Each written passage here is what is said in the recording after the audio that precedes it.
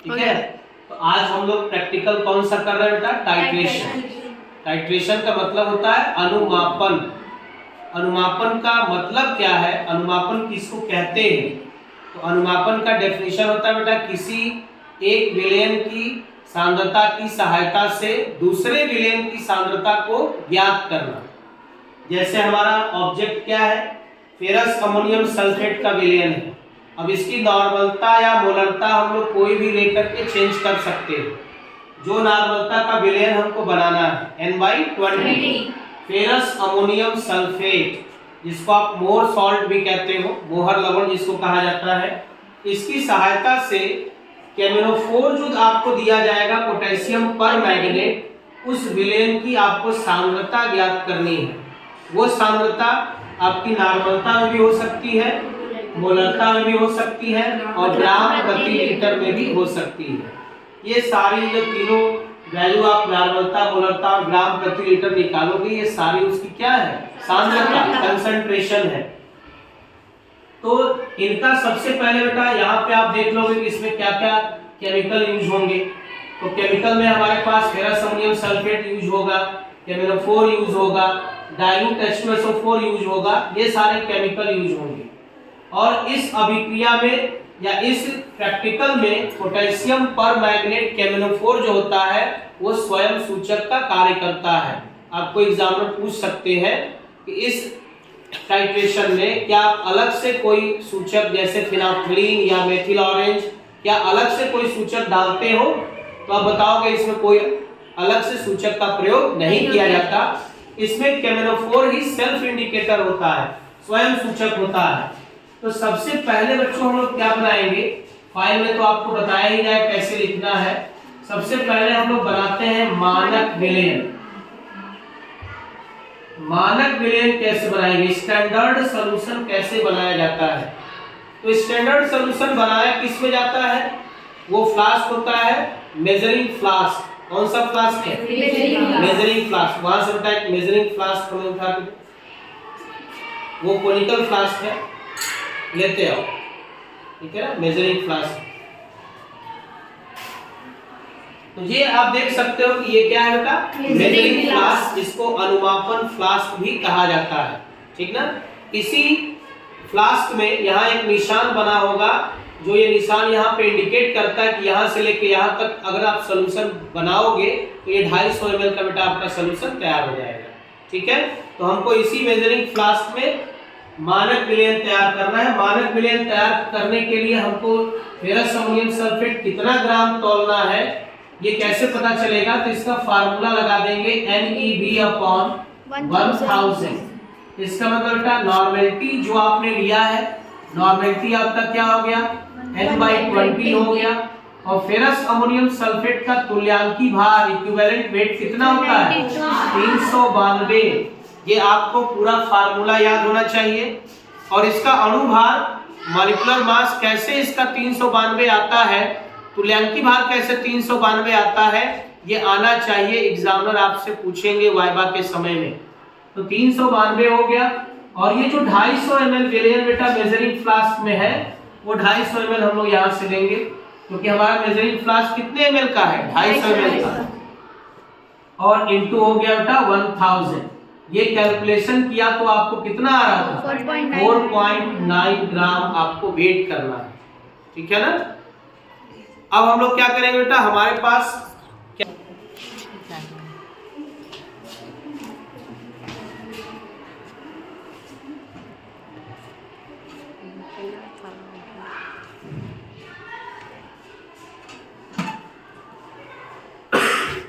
Start करो। ये हमारा केमिकल बैलेंस है, रासायनिक तुला इसको हम लोग कहते हैं। और इसी रासायनिक तुला पर बेटा हमको फेरस अमोनियम सल्फेट, ये जो सॉल्ट है यहाँ पर, ये कौन सा सॉल्ट है? Ferrous ammonium sulphate. इसको वेट करना है। इसमें जब तक हम लोग 4.9 ग्राम वेट नहीं करेंगे हमारा स्टैंडर्ड सोल्यूशन तो बनेगा नहीं। तो सबसे पहले वेट करना होगा बेटा। वेट करने के लिए क्या करना होगा? पहले ये देखना होगा कि ये हमारा केमिकल बैलेंस वास्तव में बैलेंस है कि नहीं, संतुलित है कि नहीं। आप जाते हो कोई भी दुकानदार पहले देखता है या आप भी चेक करते हो पहले उसका तराजू जो है, बैलेंस जो है वो बैलेंस है कि नहीं, उसको उठा के ऐसे उठाते हैं तो दोनों पलड़े क्या होते हैं, बराबर बराबर, तो आप कहते हो कि नहीं ये बैलेंस है, इस पे सामान खरीद सकते हैं। यहाँ भी उसी तरह का सिस्टम है बेटा, अगर ये डिसबैलेंस होगा तो आप तौलोगे तो आपका सही रीडिंग जो है नहीं आएगी, वेट आपका गड़बड़ आएगा। तो पहले इसको चेक कैसे करते हैं, यहाँ पर जो आपको पेच लगा हुआ है इसको मूव करते हैं, उधर से दिखेगा नहीं, इसको मूव करेंगे तो देखो एक ये जो बीच में इसकी निडिल है, निडिल देख रहे हो, निडिल पहले लेफ्ट गया फिर कहाँ जा रहा है, राइट। तो निडिल जब लेफ्ट और राइट जा रहा है तो कैसे पहचानेंगे कि ये बैलेंस है, इसको घुमाया और जितना बेटा लेफ्ट गया जितना राइट गया उतना ही अगर लेफ्ट जाए या जितना लेफ्ट गया उतना ही राइट जाएगा, तो इसका मतलब ये जो हमारा केमिकल बैलेंस है वो बैलेंस है। यानी इसकी स्थिति अब ये है कि हम लोग इसको वेट कर सकते हैं। अगर ये डिसबैलेंस रहेगा और भी केमिकल बैलेंस है तुम लोग चेक करना, डिसबैलेंस होगा तो ऊपर ये पेच लगे रहते हैं दोनों किनारे साइड में, वहां से उसको मूव करके इसको हम लोग को बैलेंस करना पड़ता है, ठीक है। तो वो मैं सिखाऊंगा। अभी क्या करते हैं हम लोग, स्टैंडर्ड सोल्यूशन बनाना है तो इसको बेटा क्या करते हैं हम लोग, तौलते हैं, वेट करते हैं इस पे। तो वेट करने के लिए वेइंग ट्यूब का इस्तेमाल कर सकते हैं, किसका, वेइंग ट्यूब, तोलन नली जिसको कहा जाता है, और या तो शीशे का ग्लास होता है, शीशे का वॉच ग्लास जिसको हम लोग कहते हैं, है ना, वॉच ग्लास उसका नाम होता है, उसको भी लेके हम लोग कर सकते हैं।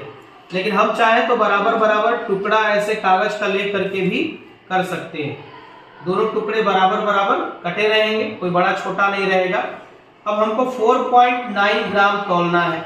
हमारे पास बेटा दो तरह के वेट बॉक्स है, एक हमारा ये वेट बॉक्स है जिसको कहते हैं फ्रैक्शनल वेट बॉक्स, देख रहे हो ना, ये फ्रैक्शनल वेट बॉक्स है, और ये जो हमारा वेट बॉक्स है इसको कहते हैं बेटा एनालिटिकल वेट बॉक्स, है ना। 100 ग्राम का वेट कोई हो सकता है लेके चला गया हो, 100 ग्राम इसमें रहता है, 50 ग्राम है, 20 ग्राम का 2 रहता है, ठीक है बेटा, 2 है 20 ग्राम का, ये 10 ग्राम है, ये 5 ग्राम, और 2 ग्राम के 2 होते हैं वेट, और एक होता है बेटा 1 ग्राम का, ये फिक्स है, सारे वेट बॉक्स में यही मिलेगा। और फ्रैक्शनल वेट बॉक्स में क्या मिलेगा, 500 मिलीग्राम मिलेगा एक, 200 मिलीग्राम का 2 मिलेगा, 100 मिलीग्राम का एक होगा, 50 मिलीग्राम का एक होगा, 20-20 मिलीग्राम के 2 होंगे, 10 मिलीग्राम का एक होगा, और एक होगा बेटा इसमें राइडर, ये होता है राइडर।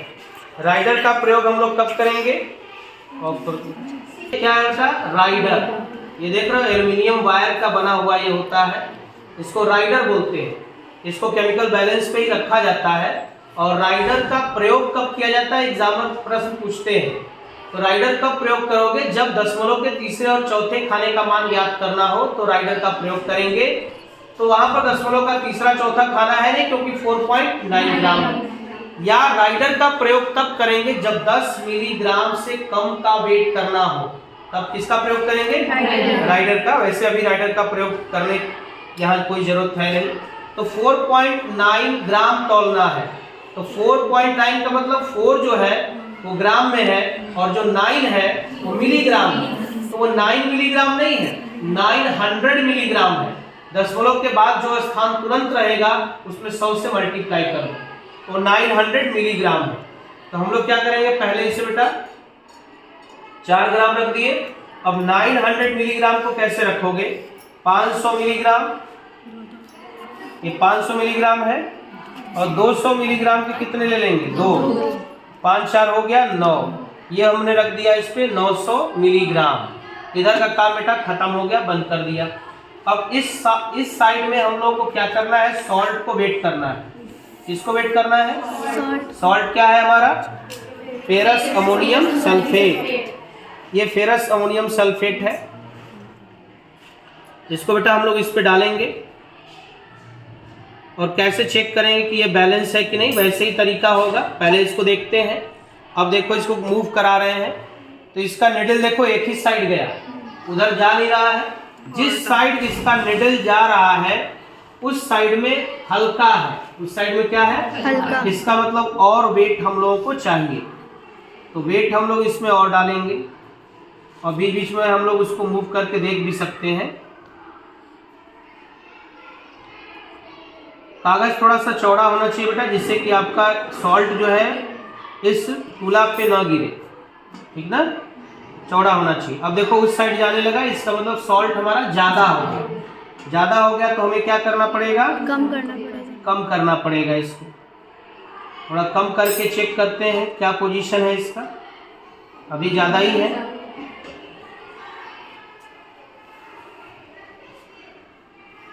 क्योंकि वेट आप बच्चों मिलीग्राम में चेक कर रहे हो तो आपको कई बार जो है निकालना और उसमें डालना पड़ सकता है।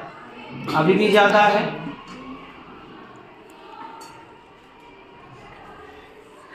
और हमेशा ये ध्यान रखना है कि ये जो इसका डोर है ये हमेशा बंद रहना चाहिए। बंद करके ही हम लोग वेट करते हैं, क्योंकि हवा का भी इफेक्ट पड़ता है, हवा से भी इसका वेट बढ़ सकता है।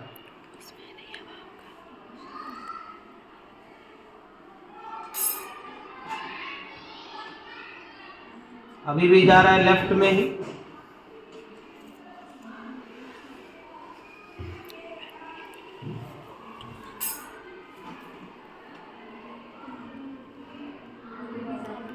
अभी भी थोड़ा सा ज़्यादा है।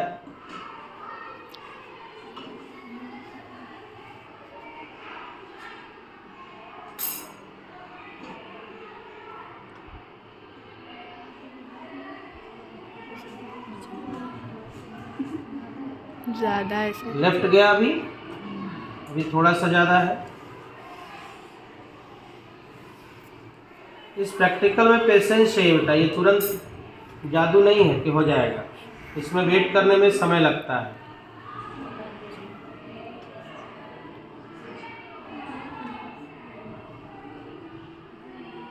अब आप देखो ये बैलेंस हो गया बेटा, जितना लेफ्ट गया उतना ही राइट गया।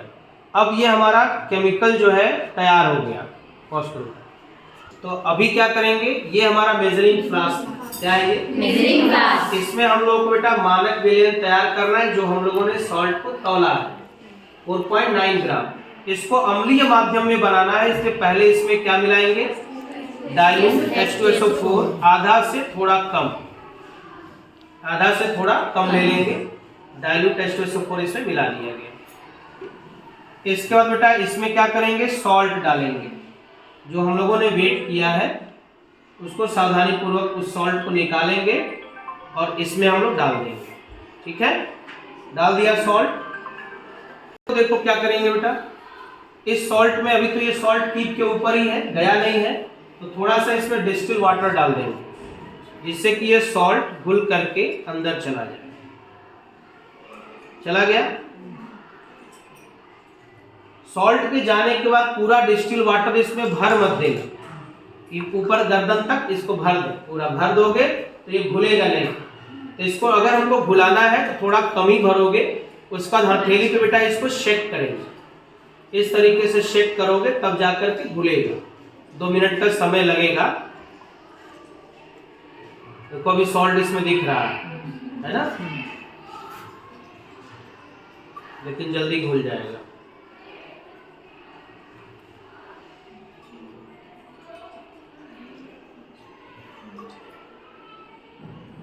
थोड़ा और पार्टिकल रह गया है।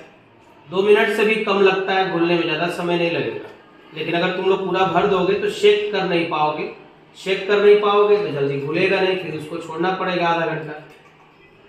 ये जब घुल जाएगा तो क्या करना, ये निशान देख रहे हो ना, 250 ml यहीं तक है, इसमें डिस्टिल वाटर डाल देना।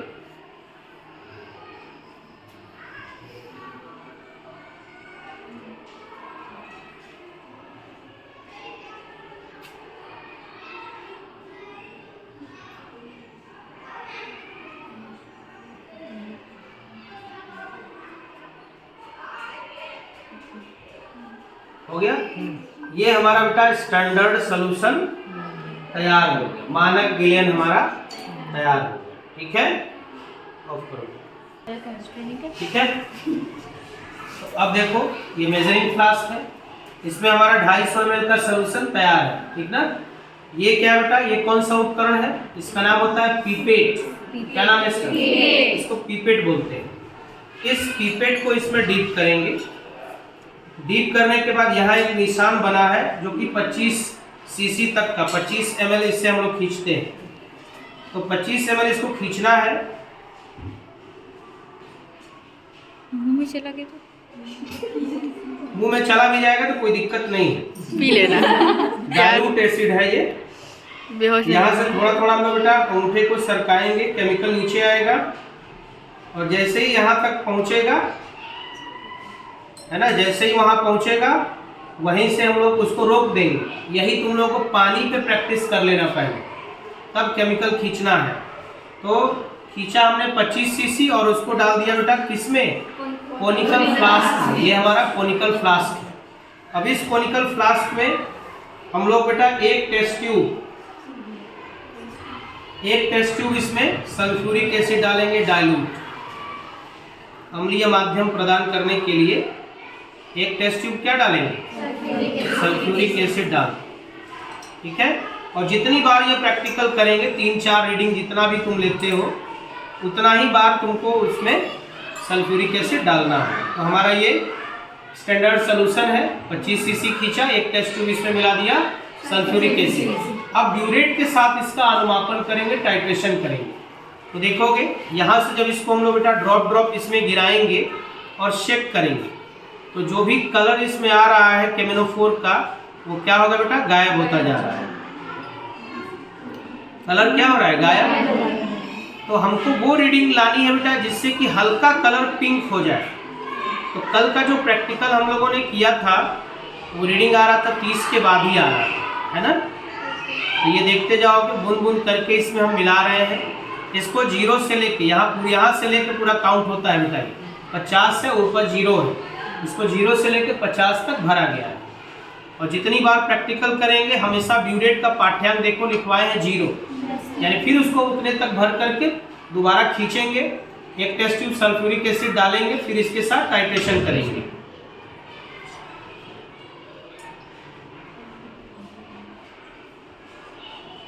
कलर जो है उड़ रहा है ना, कलर चला जा रहा है, रंगहीन होता जा रहा है। इसमें अलग से कोई इंडिकेटर नहीं मिलाया गया।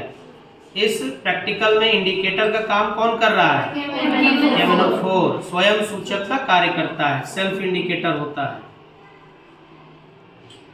अभी ये लगभग इसकी रीडिंग 24.5 के 24.5 के करीब पहुंची है।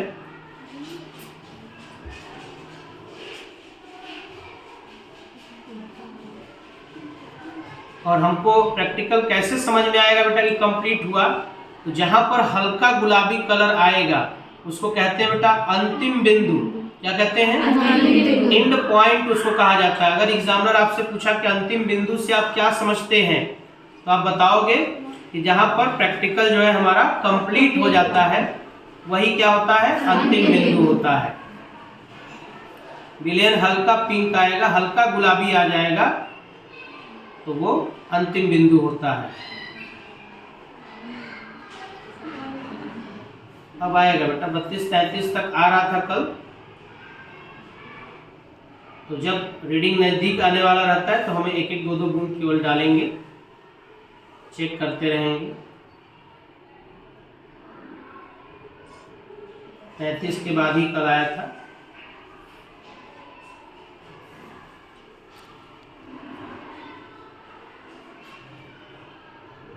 और प्रैक्टिकल की अलग अलग रीडिंग आ सकती है, ठीक है ना। सॉल्ट कभी क्या होता है बेटा, कम ज़्यादा कुछ न कुछ इफेक्ट रह गया तो उनका